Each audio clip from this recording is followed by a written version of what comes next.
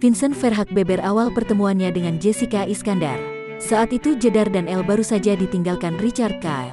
Vincent Verhaeghe baru-baru ini mengungkapkan kondisi Jessica Iskandar dan Elle Barak setelah ditinggalkan Richard Kyle.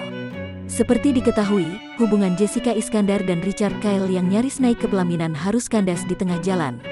Saat itu, Jessica Iskandar terpuruk dan memilih meninggalkan Jakarta. Ia memulai hidup barunya bersama Elle Barak di Bali. Di saat itu, Vincent Verhaeghe kembali bertemu dengan Jessica Iskandar setelah beberapa kali hanya berpapasan saat berada di Jakarta.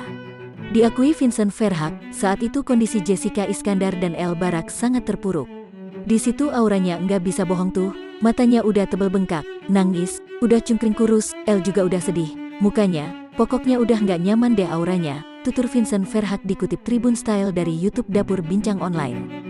Setelah mengetahui bagaimana kisah cinta Jedar dan Richard Kyle berakhir, Vincent mengaku heran.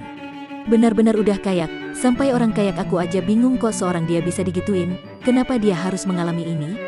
Dia salah apa sih sampai bisa begini, kata suami Jessica Iskandar. Saat itu, Vincent Verhaeghe tak terlalu fokus dengan Jessica Iskandar. Ia justru lebih memperhatikan Elle Barak yang terdampak atas kandasnya hubungan Jedar dan Richard Kyle. Kalau masalah luka, aku enggak terlalu fokus ke dia, karena dia dewasa bisa menanganinya, dia mandiri, tapi yang bikin aku perhatiin adalah Elle. Bahkan ketemu lagi besok-besoknya, aku tidak bicara dengan Jedar, tapi Elle, paparnya. Vincent mulai mengajak Elle untuk bermain demi mengurangi kesedihannya. Kayak anak kecil aja, nggak ada aku larang-larang, imbuhnya. Kendati demikian, Vincent Verhaeghe menegaskan jika kedekatannya dengan Elle Barak bukan semata-mata untuk mendekati Jessica Iskandar. Aku emang bad boy tapi aku se-bad boy aku tidak seburuk itu, jelasnya. Dia mengaku hanya ingin mendampingi Elle Barak.